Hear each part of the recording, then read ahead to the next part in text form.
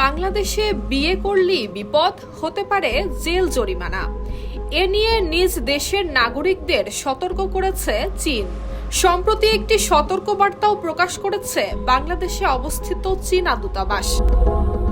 সাম্প্রতিক সময়ে বাংলাদেশের বিভিন্ন জেলায় তরুণীদের সঙ্গে চীনা নাগরিকদের বিয়ের খবর আলোচনায় এসেছে।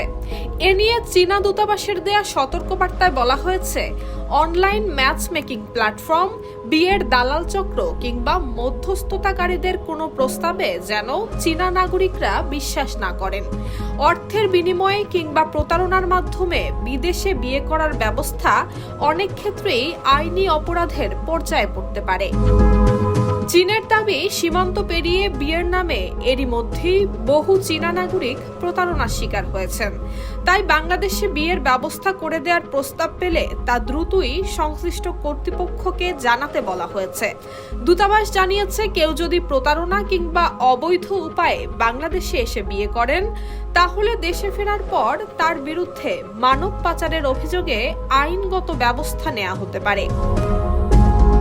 এছাড়া এ ধরনের বিয়ের মাধ্যমে মানব পাচার, অপহরণ, জোরপূর্বক আটকে রাখা, হুমকি, আইনি জটিলতা এবং বড় ধরনের আর্থিক ক্ষতির ঝুঁকি রয়েছে বলেও সতর্ক করেছে চীন। যারা এমন প্রতারণার শিকার হয়েছেন তাদের দ্রুত পুলিশকে জানানোরও আহ্বান জানিয়েছে দেশটি।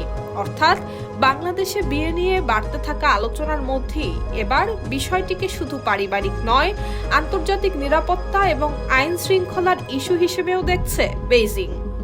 News desk, Bangladesh bulletin.